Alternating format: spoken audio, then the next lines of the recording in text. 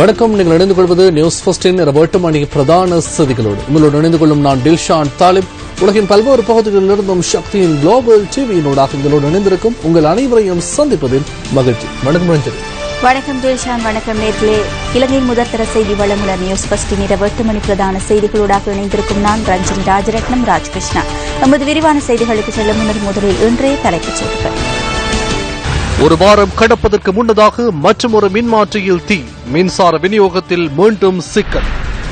நாடு முழுவதிலும் ஏற்பட்ட மின்தடை அனுமதி பத்திர நிபந்தனைகளை மீறும் வகையில் அமைந்துள்ளதாக மக்கள் பயன்பாட்டு ஆணைக்குழு தெரிவிப்பு. ஸ்ரீலங்கா சுதந்திர கட்சிக்குள் எவ்வித பிரச்சனையும் இல்லை என்கின்றார் முன்னாள் ஜனாதிபதி. පන්නන්න ලංකාව හැමතැනම රැස්වීම් තියතිය ගියා ඔය ඊයේ කෙරුවා වාගේ. ඒ වුණාට අපි පක්ෂ බේරාගෙන පක්ෂ අවුරුදු 17කට පස්සේ බලයටත් ගෙනාවනේ. சுழற்சி முறை உண்ணாவிரதத்தை தற்காலிகமாக கைவிட வெளி வடக்கு மக்கள் தீர்மானம். 24 நாட்களாக முன்னெடுக்கப்பட்ட மக்கள் சக்தி மனிதநேய பயணத்தின் முதற்கட்டம் நிறைவு. மினுவாங்கொடை கொட்டுகொட ஓப்பாத்த உபமின் நிலையத்தில் உள்ள மின்மாற்றியொன்றில் இன்று பகல் தீ பரவியது. பியகம உப மின் நிலையத்தில் மின்மாற்றி வெடித்து ஒரு வாரம் கடப்பதற்கு முன்னர் இந்த சம்பவம் பதிவாகியுள்ளது. கொட்டுகொட ஓப்பாத்த உபமின் நிலையத்தின் மின்பரப்பாக்கியில் இன்று பகல் 1 மணி அளவில் தீ பரவியுள்ளது. அண்மையில் பியகம உபமின் நிலையத்தில் வெடித்த மின்மாற்றியை ஒத்த ஒரு மின்மாற்றியிலேயே தீ பரவியதாக மின்சக்தி அமைச்சு தெரிவித்தது. விமானப்படை மற்றும் தீயணைப்பு பிரிவின் ஒத்துழைப்புடன் தீ கட்டுப்பாட்டுக்குள் கொண்டுவரப்பட்டதாக போலீசார் கூறினர். இந்த உபமின் நிலையத்தில் நேற்று முன்தினம் முதல் விமானப்படையினர் பாதுகாப்பில் ஈடுபடுத்தப்பட்டிருந்ததாக அந்த பிராந்திய செய்தியாளர் கூறினார். நுரைச்சோலை அனல் மின் உற்பத்தி நிலையத்திலிருந்து கொழும்பிற்கு மின்சாரத்தை விநியோகிக்கும் மார்க்கத்தில் இந்த மின்மாற்றி அமைந்துள்ளது. நுரைச்சோலையில் உள்ள 2 மின் பரப்பாக்கிகள் மீள செயற்படுத்தப்பட்டு 2 மணித்தியாலங்களுக்குள் இந்த தீ விபத்து ஏற்பட்டுள்ளது. இந்த 2 மின் பரப்பாக்கிகளின் ஊடாக 600 மெகாவாட் மின்சாரம் தேசிய கட்டமைப்புடன் இணைக்கப்பட்டிருந்தது. இந்த சம்பவத்தை அடுத்து நுரைச்சோலையிலிருந்து தேசிய கட்டமைப்புடன் இணைக்கப்படும் மின்சாரத்தின் அளவை 450 மெகாவாட்டாக மட்டுப்படுத்த நேரிட்டுள்ளது. சமஸ்த பద్ధතිය පාලනය කර ගැනීම පිළිබඳ අපිට மொத்த கட்டமைப்பையும் பாதுகாப்பது தொடர்பில் பாரிய சவால் ஒன்று ஏற்பட்டுள்ளது. ஏன் இவ்வாறு வெடித்தது என்பதற்கான காரணத்தை கூறுவதற்கு இது சரியான தருணம் அல்ல. எனினும் இந்த நிலைமை பாரதூரமான தேசிய அனர்த்த நிலை என்றே கூற முடியும். தீக்கிரையான மின்மாற்றியின் புனரமைப்பு பணிகள் தற்போது ஆரம்பிக்கப்பட்டுள்ளதுடன் விடயத்துக்கு பொறுப்பான அமைச்சர் இன்று மாலை அங்கு சென்றிருந்தார். கடந்த ஞாயிற்றுக்கிழமை இடம்பெற்ற சம்பவத்திற்கு சமமாக தேசிய கட்டமைப்பிற்குள் ஏதேனும் பிரச்சினை ஏற்படாத வகையில் முகாமைத்துவப்படுத்தியுள்ளோம். நுரைச்சோலை மின் நிலையமும் தற்போது செயற்படுகின்றது. அதனால் இந்த நிலையை சீர் செய்ய முடியும் என எண்ணுகின்றேன். ஜனாதிபதி நியமித்த குழு நாளைய தினமும் கூட உள்ளது. இந்த சம்பவத்தையும் அதன் அறிக்கையில் உள்ளடக்கப்பட உள்ளது. இதேபோல கடந்த 13ஆம் தேதி வெடித்த பியகம உபமின் நிலையத்தின் மின்மாற்றிக்கு பதிலாக புதிய மின்மாற்றி ஒன்று இன்று பொருத்தப்பட்டது. எனினும் தேசிய மின் கட்டமைப்புடன் அதனையும் இணைக்கும் பணிகள் இன்னமும் பூர்த்தியாகவில்லை.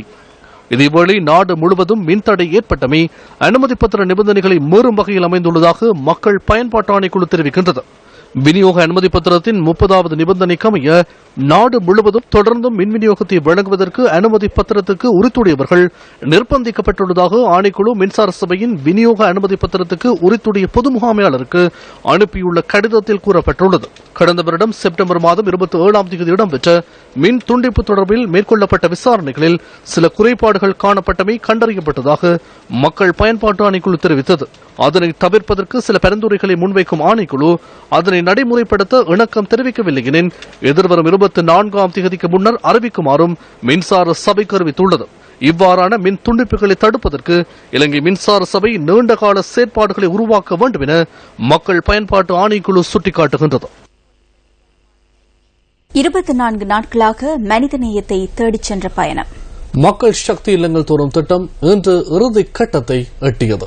எமது பயணம் நாளை முற்பகல் கொழும்பில் நிறைவு பெற உள்ளது.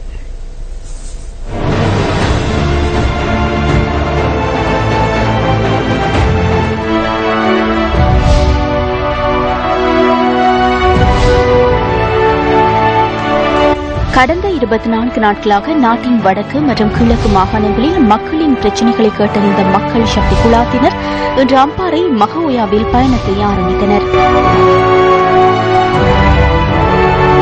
மகாஓயாவிலிருந்து கொல்லே பத்தட்ட செல்லும் வீதியே இவ்வாறு காட்சியளிக்கின்றது.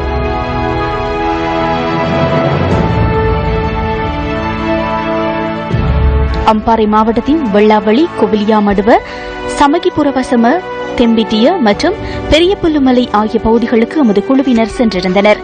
இந்த பகுதி மக்கள் குடிநீர் பிரச்சினை, பொருளாதார பிரச்சினை மற்றும் யானைகளின் அச்சுறுத்தலுக்கு மத்தியில் வாழ்ந்து வருகின்றனர். அம்பாறை மாவட்டத்தின் எல்லைப் பகுதி கிராமமான பெரிய முள்ளு பகுதியில் தற்போது நாம் இருக்கின்றோம். இங்கே இருக்கின்ற பெரும்பாலான வீடுகள் தகர கொட்டில்களாகவும் அதே போன்று மண் களிமண்ணினால் அமைக்கப்பட்ட வீடுகளாகவும் இருக்கின்றன. தற்போது கடும் வெயில், இந்த வெயிலுக்கு மத்தியில் இந்த தகரம் தான் இவர்களுக்கு நிழலாக இருக்கின்றது. நிச்சயமாக அது நிழலாக இருக்குமா அல்லது அதனை விட கொடுமையாக இருக்குமா என்று கூற முடியாது. அதே போன்று இங்கே இருப்பவர் ஒரு விவசாயி.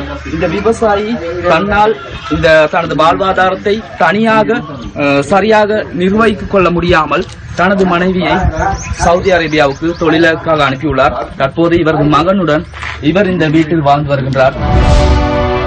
பெரிய புல்லுமலைக்கு சென்ற மக்கள் சக்தி குழுவினருக்கு தாயார் ஒருவரின் கவலையை பகிர்ந்து கொள்ள முடிந்தது. பாடசாலைக்கு சென்ற மகன் 21 வருடங்களாகியும் இதுவரை வீடு திரும்பாத கவலையில் மகன் வருவான் என்ற எதிர்பார்ப்பில் காத்திருக்கின்றார் இந்த தாய். 95ஆம் ஆண்டு போனவர் எங்க போனாரு, என்ன செஞ்சாரு, என்ன நடந்துச்சு நம்மள பிள்ளைக்கு எனக்கு ஒன்றுமே தெரியா. அவர் தான் கடைசி மகன், நல்லா படிப்பார், நல்ல கெட்டிக்கார மகன். என்ன நடந்தது என்ன செய்யும் 1995ஆம் ஆண்டிலிருந்து 21 வருடங்களாக தனது மகனை தேடிக் கொண்டிருக்கின்றார் இந்த தாய். 8ஆம் வகுப்பு படித்துக் கொண்டிருந்த போது அவர் காணாமல் போயிருக்கின்றார். குடும்பத்தினுடைய கடைசி மகன். இன்று இவரும் இவரது கணவரும் இந்த வீட்டிலே எவ்விதமான ஒரு அடிப்படை வசதிகளுமின்றி அரசாங்கத்தினுடைய உதவியுமின்றி வாழ்ந்து வருகின்றார்கள். என்றாவது ஒரு நாள் தனது மகன் தனக்கு கிடைப்பார் என்ற ஒரே ஒரு நம்பிக்கையோடு இந்த தாய் தனது வாழ்நாளை கடத்தி கொண்டிருக்கின்றார். இவரை போல இன்னும் எத்தனையோ தாய்மார் இந்த நாட்டிலே தங்களது பிள்ளைகளுக்காக காத்திருக்கின்றார்கள்.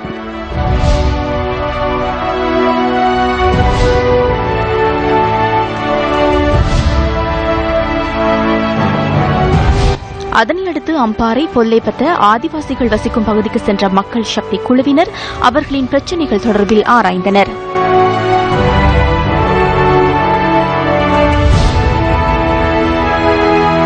மறக்கப்பட்ட சமூகத்தை சேர்ந்தவர்களே இவர்கள். ஆம், இவர்கள் ஆதிவாசிகள். அம்பாறை மாவட்டத்தின் மகவோய பிரதேசத்தின் பொல்லைபெத்த கிராமத்தில் இவர்களை நாம் சந்திக்கின்றோம். இந்த பிள்ளைகள் உறங்குவது கட்டில் போன்று அமைக்கப்பட்டிருக்கும் இந்த களிமண் வீட்டில். இந்த வீட்டில் 4 குடும்பங்கள் வாழ்ந்து வருகின்றனர். அதிகாரிகளின் கவனம் இதுவரை இவர்களின் பக்கம் திரும்பவில்லை. எந்தவிதமான அடிப்படை வசதிகளும் மற்ற நிலையில் இதுபோன்ற பல குடும்பங்கள் இந்த கிராமத்தில் வாழ்ந்து வருகின்றனர். இவர்களுடைய வாழ்வில் எப்போது மாற்றம் ஏற்படும்?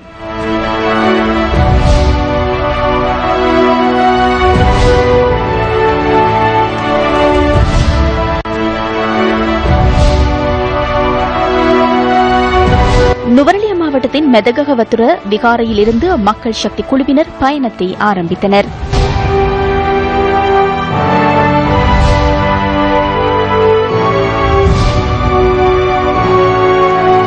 மெதகவத்துர நாவலப்பிட்டியவிற்கு செல்லும் சுமார் 3.5 கிலோமீட்டர் தூரத்தினை செப்பனிட்டு தருமாறு அந்த பகுதி மக்கள் கோரிக்கை விடுத்துள்ளனர்.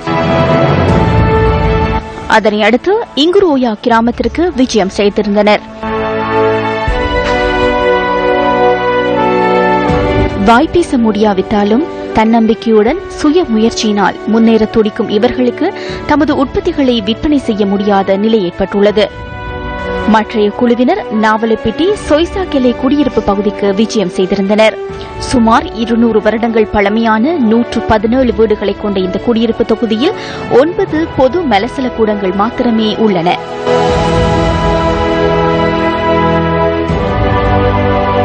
நீர்கொழும்பு அழுத்குருவ மீன்பிடி கிராமத்தில் உள்ள இல்லங்களுக்கு எமது மற்றொரு குழுவினர் சென்றிருந்தனர்.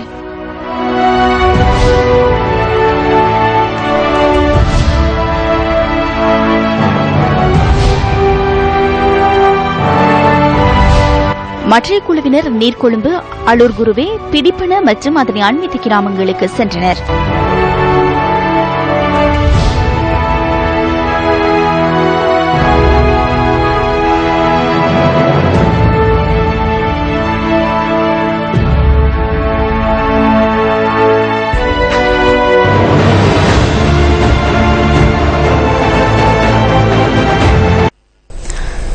சொந்த இடங்களில் தம்மை மீளக்குடியமர்த்துமாறு வலியுறுத்தி யாழ்ப்பாணம் பலிகாமம் வடக்கு மக்கள் ஆரம்பித்த சுழற்சி முறை உண்ணாவிரத போராட்டத்தை தற்காலிகமாக கைவிடுவதற்கு தீர்மானிக்கப்பட்டுள்ளது.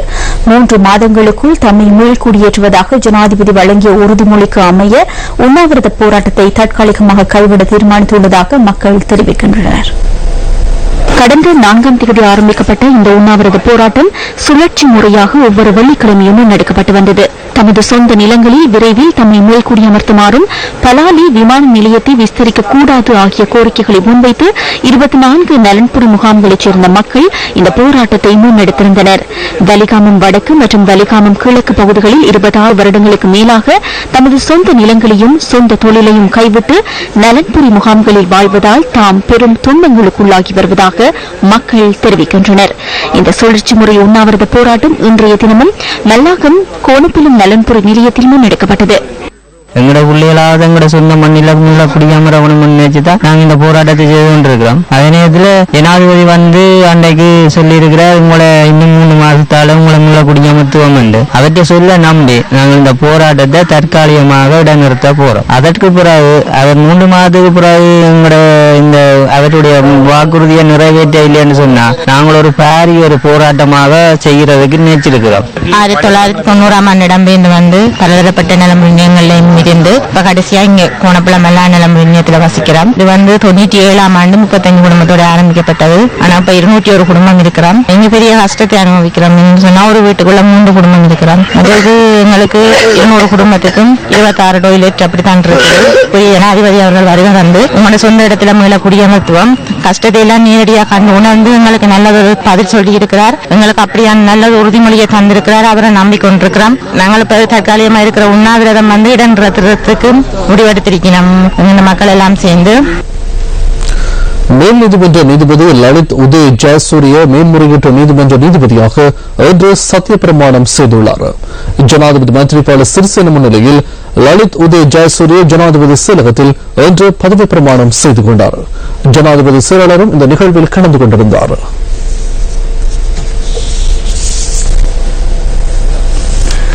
ஸ்ரீலங்கா சுதந்திர கட்சியின் ஆலோசகரும் முன்னாள் ஜனாதிபதியுமான சந்திரிகா பண்டாரநாயக்க குமாரதுங்க இன்று நடைபெற்ற நிகழ்வு ஒன்றின் போது ஊடகங்களுக்கு கருத்து வெளியிட்டார். மஹிந்த ராஜபக்சே தலைமையில் ஹைபாக்கில் நேற்று நடைபெற்ற கூட்டம் தொடர்பில் இதன்போது ஊடகவியலாளர்கள் கேள்வி எழுப்பினர். நேற்றைய கூட்டத்திற்கும் இன்றைய நிகழ்விற்கும் தொடர்புகள் இல்லை. எனினும் குப்பை கூலங்கள் தொடர்பில் இங்கு பேசப்படுவதால் நேற்றைய கூட்டம் தொடர்பிலும் கருத்து கூறுவது ஏற்புடையது என நான் நினைக்கின்றேன். செய்ய முடியாமல் இல்லை. அவர் 9 வருடங்களாக செய்தவற்றை நாம் பார்த்தோம் அல்லவா? அதனாலேயே மக்கள் அவர்களை துரத்தினார்கள். அது தொடர்பில் நாம் வேறொரு சந்தர்ப்பத்தில் பேசுவோம். ஸ்ரீலங்கா சுதந்திர கட்சியில் எவ்வித பிரச்சனையும் இல்லை. உத்தியோகபூர்வ கட்சி உள்ளது. மைத்ரிபால சிறிசேன கட்சியின் தலைவர். சிலர் அர்த்தமற்ற குழப்பத்தை ஏற்படுத்துகின்றனர். திருட்டுக்களை மேற்கொண்டு தற்போது அதனை செய்ய முடியாமையினால் சிரமப்படுகின்றனர். அதனால் அவற்றை யாரும் பொருட்படுத்துவதில்லை. ஸ்ரீலங்கா சுதந்திர கட்சி முன்னோக்கி செல்லும்.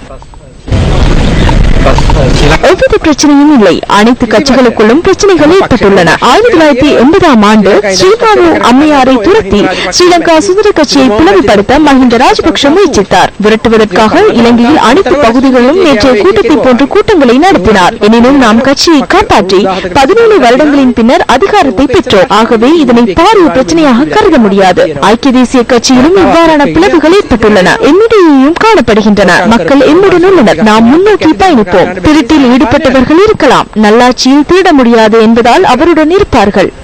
கழிவுப் பொருட்களை பயன்படுத்தி மின் உற்பத்தி செய்யும் திட்டம் ஒன்று முன்னாள் ஜனாதிபதி சந்திரிகா பண்டாரநாயக்க குமாரதுங்க தலைமையில் வேங்கொட தடகமோ பகுதியில் ஆரம்பிக்கப்பட்டது. கொரிய தொழில்நுட்பத்தை பயன்படுத்தி முன்னெடுக்கப்படும் இந்த திட்டத்தினூடாக 3.4 மெகாவாட் மின்சாரத்தை புறப்பாக்கம் செய்ய உத்தேசிக்கப்பட்டுள்ளது. பகுதியில் உள்ள நிலத்தடி நீர் மாசடைந்தமை தொடர்பிலான பிரச்சினைக்கு இன்னமும் தீர்வு கிடைக்கவில்லை.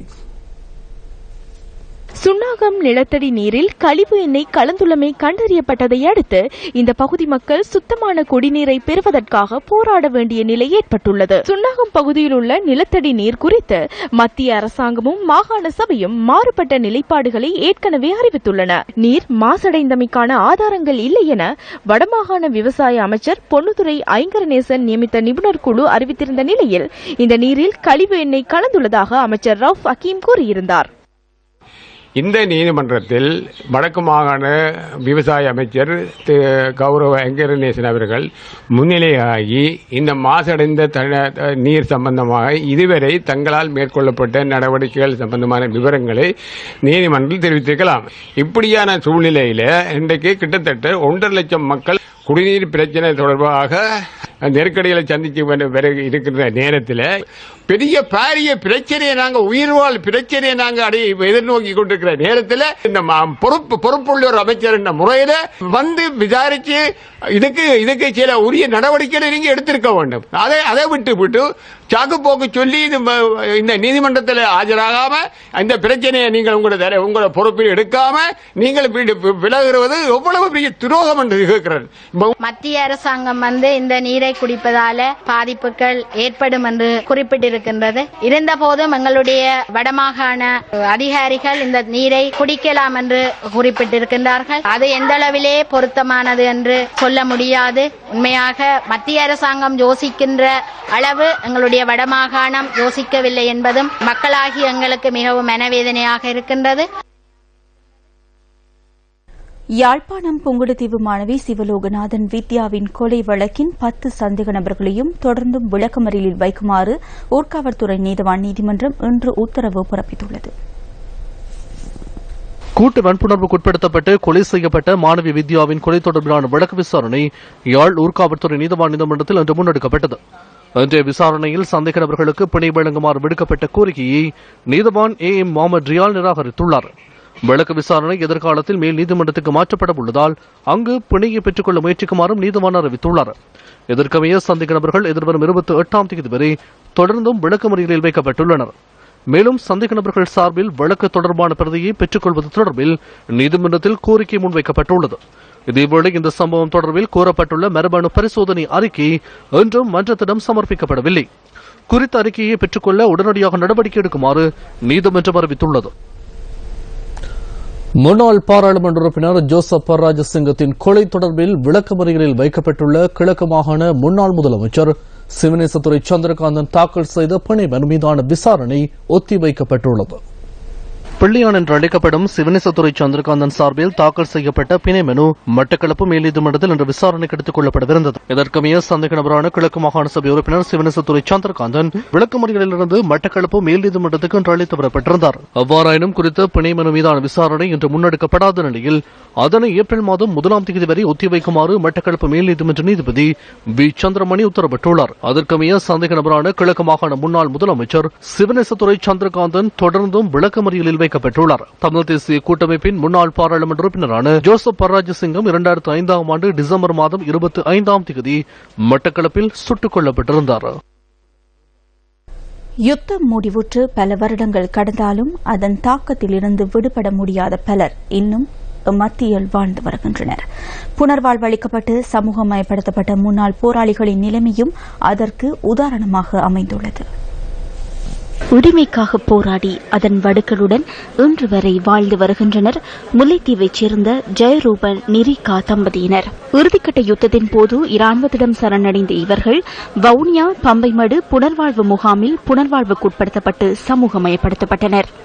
சிறந்த எதிர்காலம் என்ற எதிர்பார்ப்புடன் விடுதலையான இவர்களுக்கு இன்று வரை வாழ்க்கை நரகமாகவே அமைந்துள்ளது. யுத்தத்தின் போது தனது காலொன்றினையும் 6 மாத காலம் பேசும் திறனையும் இழந்திருந்தார் ஜெயரூபன். அவரின் மனைவியான நிரிகாவும் உடல் முழுவதும் யுத்த வடுக்களை சுமந்த வண்ணமே வாழ்ந்து வருகின்றார். தமது பிள்ளையின் எதிர்காலத்திற்காக வாழ்க்கையில் போராடி வரும் இந்த தம்பதியினர் தமக்கு கிடைத்த உதவித் தொகையை கொண்டு கடையொன்றை அமைத்த போதிலும் பொருளாதார நெருக்கடி காரணமாக அதனை முன்னெடுத்துச் செல்ல முடியாத நிலையை எதிர்கொண்டுள்ளனர். வெளிநாட்டில் அப்படி தெரிஞ்சாக்கள் வெளிநாட்டுக்காரரும் வந்தா அவையில தென்னானே உதவியை கேட்பாங்க. அவையில போய் நாளும் அவைய சொல்லி உங்களுக்கு தான் தரம் உதவி செய்யறோம்னு சொல்லி அங்க எங்கள்கிட்ட வாங்குறாங்க. இன்னும் உங்கள்கிட்ட வந்து சேரையில வந்து எங்கட பேரை சொல்லி நிறைய பேர் இடையில நின்று இடத்தார மாதிரி இடையில நின்று உழைச்சு கொண்டிருக்கிறாங்க என்றதுதான் இப்ப வெளிநாட்டுக்காரர் இங்க வாராக்களோட நாங்கள் நேரடியாக போய் கேட்க எங்களுக்கு தெளிவா தெரியும். அப்ப இதை யார் வாங்குறது, நிதி யாருக்கு போகுதுன்ற கூட தெரியாம இருக்கு. உரிமைக்காக குரல் கொடுத்தவர்கள் அவர்களுக்காக குரல் கொடுக்க எவருமின்றி இன்று தனிமைப்படுத்தப்பட்டுள்ளனர். இவர்களுக்கான சிறந்த எதிர்காலத்திற்காக வித்திடுவது யார்?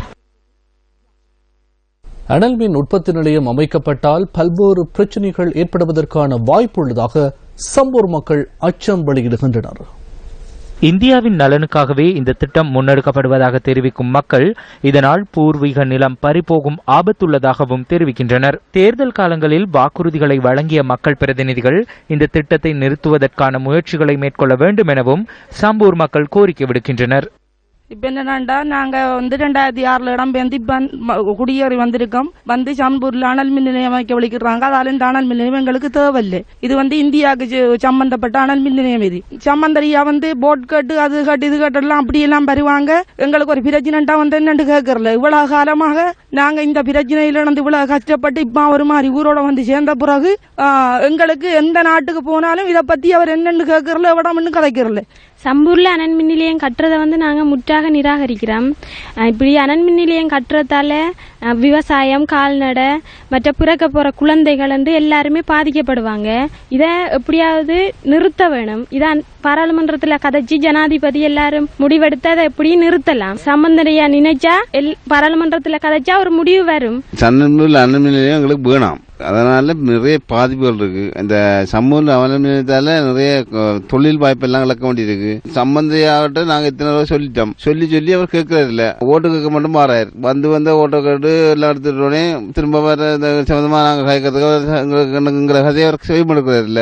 இந்த அனல் மின் நிலையத்தை தடுத்து நிறுத்துவதற்கான எந்தவித முயற்சியும் தமிழ் தேசிய கூட்டமைப்பின் தலைவர், எதிர்க்கட்சி தலைவருமாகிய இரா சம்பந்தன் அவர்களால் மேற்கொள்ளப்படவில்லை என்பது வாக்களித்த மக்களாகிய தமிழ் பேசும் மக்களாகிய எங்களது மிகவும் மனவேதனையான கருத்தாகும். உடனடியாக இந்தியாவோட சேர்ந்து சம்பூரை அழிப்பதற்காக மேற்கொள்ளப்பட்டு வருகின்ற இந்த அனல் மின் நிலையத்தை பாராளுமன்றத்திலும் சரி, வேற எங்க சரி, இல்ல ஐக்கிய நாட்டு சபையிலும் சரி தடுத்து நிறுத்துவதற்கு இந்த தமிழ் தேசிய கூட்டமைப்பு முயற்சி எடுக்காது எமக்கு மிகவும் கவலை அளிப்பதாக இருக்கின்றது. நாங்க வன்சையில பாதிக்கப்பட்டு இப்ப கடைசியா இந்தியாவும் எங்கட ஊர்ல இருக்கிற அரசியல்வாதிகளும் சேர்ந்து எங்களை கடைசியா சம்பூர்ல குடியேற்றம் ஏற்றி இந்த அனல் மின் நிலையத்தை கொண்டு அதில் வச்சோன்னா மக்கள் வலியை எழும்பி எங்க இடம் பெயர்ந்தோன்னா திருப்பி கொண்டு தங்கட இதுகளை செய்யறதுக்கு தான் எல்லாம் வலிக்கிறாங்க திட்டமாட்டு. பெருந்தோட்ட தொழிலாளர்களின் சம்பள உயர்வு தொடர்பிலான கூட்டு ஒப்பந்தம் காலாவதியாகி இந்த மாதத்துடன் ஒரு வருடம் பூர்த்தியாகியுள்ளது. நிலவும் வறட்சிக்கு மத்தியில் வேலை நாட்களும் குறைக்கப்பட்டுள்ளதால் பொருளாதார சிக்கலை எதிர்நோக்கியுள்ளதாக பெருந்தோட்ட தொழிலாளர்கள் சுட்டிக்காட்டுகின்றனர். இந்த திகாம்பரம் ஆட்சி பீடத்தில் இருக்கிறாரு. அவர் அந்த 2500 ரூபாய்க்கும் அவர் முன்னுக்கு வரணும். அந்த அடுத்த சம்பள பிரச்சனைக்கும் அவர் முன்னுக்கு வரணும். இது மௌனமா இருக்கிறது காரணம் இல்ல. நாங்க தோட்ட தொழிலாளி பல வழியிலும் பாடுறோம். நீங்க நல்லா சிந்திச்சு செயல்படணும். என்கிட்ட இந்த தோட்ட நிர்வாகம் இன்னைக்கு வேலை இல்லாம 3 நாள் வேலை கொடுத்துக்கிட்டு இருக்கு. இது யாருமே கவனம் செலுத்துறது இல்ல. வடக்கு கிழக்குல ஒவ்வொருத்தரும் ஒவ்வொரு விஷயங்களை கேட்டு அவங்களோட மக்களுக்கு அவ்வளவு விஷயமும் பெற்றுக் கொடுக்கறாங்க. நீங்க பார்லிமெண்ட்லயே பாருங்க எப்படி ஆக்ரோஷமா பேசுறாங்க. அதே நீங்கள் ஒரு அமைச்சர் மாதிரி மந்திரி மாதிரி தானே. ஏன் இந்த மாதிரி அவங்க மாதிரி ஒவ்வொரு விஷயத்தை பேச இயலாது? அவங்க நிலா சோறு காட்டி சாப்பாடு கொடுக்குறாங்க. எங்க பிள்ளைகளுக்கு நாங்க கண்ணீரை சிந்தி கண்ணீரை விட்டு தான் எங்க பிள்ளைகளுக்கு நாங்க சாப்பாடு கொடுக்கணும், வளர்க்கணும். ஏன் எங்க வீட்டு பிள்ளை இந்த மலையாள மக்கள் வீட்டு பிள்ளைகள் ஏன் அதுக்கு முன்னுக்கு வரக்கூடாதா? நாங்க நல்லா இருக்க கூடாதா? எங்களை விட்டு எங்க உரிமையை விட்டு தானே அவங்க இவ்வளவு சம்பளம் வாங்குறாங்க, நன்மையில இருக்கிறாங்க. ஏன் எங்களுக்கு அந்த சம்பளத்தை வழங்க முடியாது? அவங்களுக்கு நம்ம அரசியல்வாதிகள் எல்லாமே ஒருத்தருக்கு ஒருத்தர் காட்டி கொடுக்கற ஒன்றுனால தான் எல்லாம் ஒண்ணு சேர்ந்திருந்தா இந்த சம்பளம் 1000 ரூபாய் நம்ம பெற்றுக்கலாம். ஒரு ஆள் 1000 ரூபாய் கேட்கற நேரம், ஒரு ஆள் 800 ரூபாய் கேட்கற நேரம். இதனாலதான் நம்ம சம்பள பேச்சுவார்த்தை இன்னும் முடிவுக்கு வராம இருக்கு. தயவு செய்து எங்களுக்கு வேற எதுக்கும் பெருசா எதுக்கும் செய்யாட்டியும் பரவாயில்ல, இந்த சம்பளத்தை எங்களுக்கு எல்லா கட்சிகளும் ஒண்ணு சேர்ந்து சம்பளத்தை வாங்கி கொடுக்கறதா நாங்க கேட்டுக்கிறோம். ரணில் விக்ரமசிங்க சொன்னாரு உங்களுக்கு சம்பளம் வாங்கி தரேன்ட்டு. அதுக்கு பிறகு திகாம்பரம் சொன்னாரு ரணில் விக்ரமசிங்கம் லீவ்ல போயிருக்காரு, அவர் உடனடியாக நாங்க அந்த சம்பளத்தை பெற்று தரோம்ட்டு. ஆனா இன்ன வரைக்கும் எந்த அமைச்சரமாரோ ஆறுமன் தொண்டமான் சரி, முத்து சிவலிங்கம் சரி, ரணில் விக்ரமன் சரி, திகாம்பரம் சரி இந்த தோட்ட தொழிலாளிக்கு இந்த சம்பளத்தை வாங்கி கொடுக்கல. அவங்க என்ன செய்யறாங்க, நம்மள எந்த நாளும் இந்த பொம்மை கட்ட மாதிரியே வச்சு வேலை பாக்குறாங்க. கொழும்பில் உள்ள ஐநா அலுவலகத்திற்கு முன்பாக மக்களுக்கு அசௌகரியம் ஏற்படும் வகையில் கூட்டம் ஒன்றை நடத்தியமை தொடர்பில் விமல் வீரவங்ச உள்ளிட்ட 7 பேருக்கு எதிரான வழக்கு இன்று மீண்டும் விசாரணைக்கு எடுத்துக் கொள்ளப்பட்டது. கொழும்பு பிரதம நீதிவான் கிஹான் பிலப்பிட்டிய முன்னிலையில் இந்த வழக்கு விசாரணை இடம்பெற்றது. கடந்த பிப்ரவரி மாதம் 2ஆம் தேதி நடைபெற்ற கூட்டம் தொடர்பில் கருவாத்தோட்ட போலீசார் இந்த வழக்கை தாக்கல் செய்திருந்தனர். மக்களுக்கு அசௌகரியம் ஏற்படும் வகையில் குறித்த பகுதியில் இவர்கள் செயற்பட்டதாக முறைப்பாட்டாளர்கள் சார்பில் ஆஜரான சிரேஷ்ட போலீஸ் அத்தியட்சகர் அஜித் ரோஹன கூறினார். இலங்கையில் சட்டங்களை பாராளுமன்றமே நிறைவேற்றுவதாக இதன்போது சுட்டிக்காட்டிய நீதிவான் மக்கள் பிரதிநிதிகளே ஏன் அதனை மீறுகின்றார்கள் என சந்தேக நபர்களிடம் கேள்வி எழுப்பினார். எனினும் அவர்கள் அதற்கு பதிலளிக்க முன்வரவில்லை. மக்களுக்கு இடையூறு ஏற்படும் வகையிலான கூட்டங்கள் அதிகரித்து வருவதை காணக்கூடியதாக உள்ளது எனவும் பிரதம நீதிவான் இதன்போது தெரிவித்துள்ளார். இது தொடர்பில் போலீஸ் கட்டளை சட்டத்துக்கு அமைய நடவடிக்கை மேற்கொள்வதற்கான ஒழுங்குகளை செய்யுமாறும் சிரேஷ்ட போலீஸ் அத்தியட்சகர் ருவான் குணசேகரவிற்கு நீதிவான் உத்தரவிட்டுள்ளார். அத்தோடு 7 பேரையும் தலா 1 லட்சம் ரூபாய் சரீர பணியில் விடுவிக்குமாறும் உத்தரவிடப்பட்டுள்ளது. அந்த தகவலோடு நியூஸ் 15 இரவு 8 மணி பிரதான செய்திகள் நிறைவடைந்தன. வணக்கம். வணக்கம்.